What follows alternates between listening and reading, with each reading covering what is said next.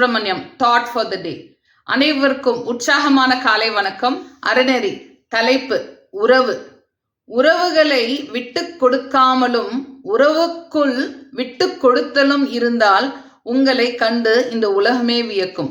இனிய வணக்கம். இது தினேஷ் நந்தலாம்சாரு. தேங்க்யூ தினேஷ்.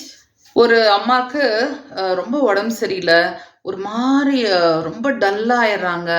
ஒரு வீட்டில் ஒரு நல்ல நிலையிலே இல்லை, ஒரு மாதிரி சுருண்டு சுருண்டு விழுந்துடுறாங்க, ரொம்ப வீக்காக இருக்காங்க. சரி, இவங்களை என்ன பண்ணலாம் அப்படின்னு சொல்லிட்டு இவங்களை ஹாஸ்பிட்டலில் போய் சேர்த்துக்கிறாங்க. ஹாஸ்பிட்டலில் டாக்டர்லாம் டெஸ்ட் பண்ணிட்டு அவங்களுக்கு ஒரு ஒரு விதமான மனநோய் தான் இருக்குன்னு அவங்க கண்டுபிடிச்சிட்டு அவங்க டாக்டர்லாம் ட்ரீட் பண்ணுறாங்க. ஏன்னா ட்ரீட் பண்ணலைன்னா இவங்க எப்படி இது பண்ணுவாங்களோன்னு தெரிலன்னு பார்த்து. ஆனால் அவங்க ரொம்ப சோகமாகவே இருக்காங்க. அப்புறம் அந்த டாக்டர், அந்த நர்ஸு எல்லாமே அவங்ககிட்ட பிரியமாக ரொம்ப நல்லா பேசுகிறாங்க. இந்த மருந்து சாப்பிடுங்க, இந்த மருந்து சாப்பிட்டா உங்களுக்கு சரியாக போயிடும் அப்படின்னு சொன்னால், இல்லை நான் செத்து போயிடுவேன், நான் சீக்கிரமாக செத்து போயிடும் அப்படின்னு சொல்லிட்டு அவங்க எப்போ பார்த்தாலும் சொல்லிட்டு இருக்காங்க. அப்புறம் டாக்டர் பல விதமான கதைகள், நர்ஸ் அப்பப்போ அவங்க உற்சாகமாக பேசுறது, இல்லை அப்படியெல்லாம் யாருமே சாக மாட்டாங்க, இந்த 2 மாத்திரை சாப்பிடுங்க உங்களுக்கு எல்லாமே சரியாயிரும் அப்படின்னு சொல்கிறாங்க. இந்த அம்மா இல்லை நான் செத்து போயிடுவேன்னு சொல்லிட்டு அந்த மாத்திரையை கூட அவங்க எடுக்க மாட்டேங்கிறாங்க. அப்புறம் எப்படியோ ஒவ்வொரு நாளும் ஃபோர்ஸ் பண்ணி அவங்கள மாத்திரை எடுக்க வச்சு, இல்லை உங்களுக்கு 2 நாளில் சரியாயிரும், 3 நாளில் சரியாயிரும் அப்படின்னு சொல்லிடுறாங்க. ஆனால் அவங்க தான் குணமாவாங்க அப்படின்னு அவங்களுக்கு எந்த நம்பிக்கையுமே இல்லை. எப்போ பார்த்தாலும் சோகமாக அவங்க அந்த ஹாஸ்பிட்டல் ஒரு ஜன்னல் இருக்கும், அந்த ஜன்னல்கிட்ட ஒரு பெரிய மரம் இருக்கும், அந்த மரத்தை பார்த்துக்கிட்டே இருப்பாங்க. அந்த மரம் அது இலை உதிர்காலம்.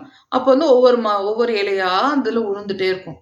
ஸோ அந்த அம்மா அதை பார்த்துட்டே சொல்லுவாங்க, பாருங்க ஒவ்வொரு இலையா உழுவுது, அந்த இலை எப்போ எல்லாம் உளுந்து முடிக்குதோ அப்போ நானும் செத்து போயிடுவேன், என்னோட உயிர் போயிடும் அப்படின்னு சொல்லுவாங்க. அதனால இவங்க மாத்திரையெல்லாம் ஒழுங்காகவே எடுக்க மாட்டாங்க. நான் தான் சீக்கிரம் சாக போறேன், இப்போ எனக்கு எதுக்கு ட்ரீட்மெண்ட் பண்ணுறீங்க, நான் தான் சீக்கிரம் சாக போறேன், எனக்கு எதுக்கு இந்த இன்ஜெக்ஷன் போடுறீங்க, எனக்கு எதுக்கு இதை பண்ணுறீங்க அதை பண்ணுறீங்க, எனக்கு சாப்பாடெல்லாம் வேண்டாம், நான் தான் சாக போறேன், எப்போ பார்த்தாலும் இப்படியே தான் அவங்க பேசிகிட்டே இருப்பாங்க.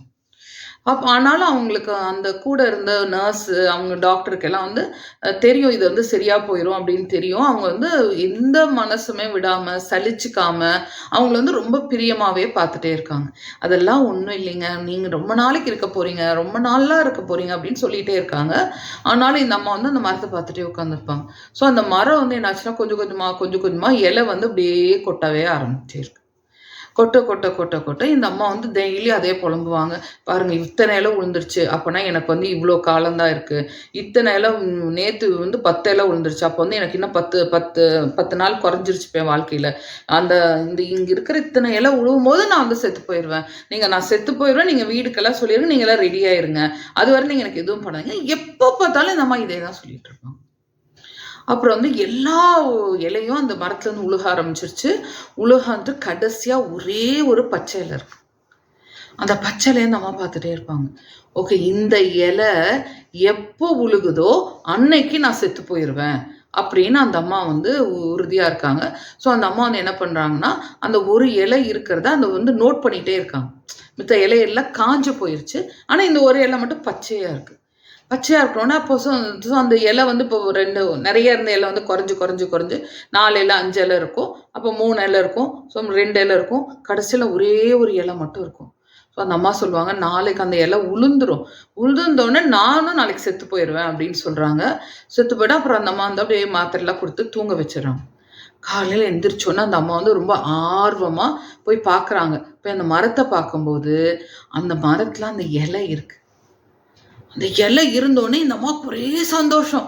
அப்பா, நான் இனிமேல் செத்து போக மாட்டேன், அந்த ஒரு இலை நல்லா இருக்குல்ல, நான் செத்து போக மாட்டேன் அப்படின்னு சொல்லிட்டு அந்த அம்மா ஒரே குஷி ஆகிட்டு அவங்க கொடுக்குற மாத்திரையெல்லாம் சாப்பிட்றாங்க, அவங்க கொடுக்குற ஊட்டச்சத்தெல்லாம் சாப்பிட்றாங்க, நல்லா ட்ரீட்மெண்ட்டுக்கு ஒத்துழைக்கிறாங்க. ரொம்ப சந்தோஷமாக ரொம்ப டெய்லி ரொம்ப நல்லா இருக்காங்க, எல்லாத்தையும் நல்லா பேசுகிறாங்க. தான் செத்து போவேன் அப்படிங்கிற பயம் அவங்களுக்கு இல்லாமல் அவங்க எல்லாத்தையும் ரொம்ப பிரியமாக ரொம்ப கலக்கலன்னு ரொம்ப நல்லா இருக்காங்க. சரி, இப்போ ட்ரீட்மெண்ட் போதும், ட்ரீட்மெண்ட் முடிஞ்சது, நீங்கள் வீட்டுக்கு போகலான்னு சொல்லும்போது அவங்கள அந்த மரத்துக்கிட்ட கூட்டிகிட்டு போகிறாங்க. மரத்துக்கிட்ட உடனே இந்த அம்மா இப்படி மரத்தை அப்படியே ரசித்து பார்க்குறாங்க. அந்த இலை மட்டும் அப்படியே இருக்குது.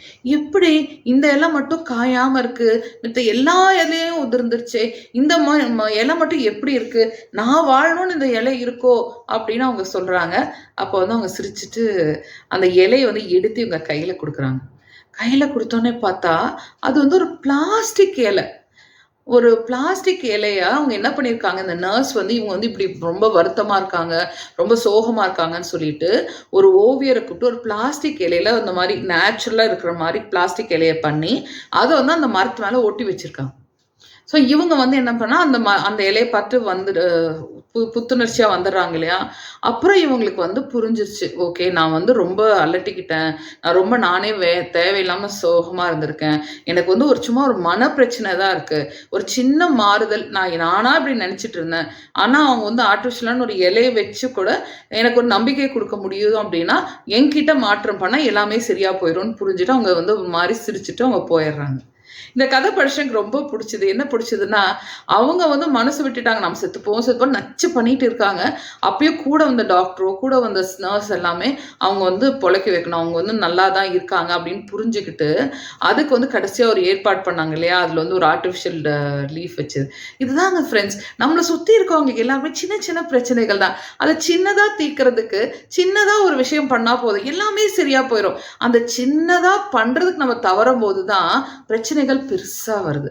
அப்போ வந்து கான்ஷியஸா ஒவ்வொருத்தவங்களுக்கு என்ன தேவையோ சின்ன சின்ன விஷயங்கள், சின்ன சின்ன மாற்றங்கள், ஈவன் ஆர்ட்டிஃபிஷியல் இலைய கூட வச்சிடலாம். அந்த மாதிரி ஒரு சின்ன வார்த்தைகள் சொன்னா கூட போதும். அவங்களுக்கு எல்லாமே சரியா போயிரும். ஓகேயா? நம்மளும் வாழணும், நம்மள சுத்தி இருக்கவங்களும் வாழணும் இல்லையா? ஸோ அதுக்கான முயற்சிய நம்மளும் டெய்லி பண்ணுவோம். நம்மள சுத்தி இருக்கவங்கள சந்தோஷமா வச்சுக்க வேண்டியது நம்மளோட கடமை. ஓகேயா?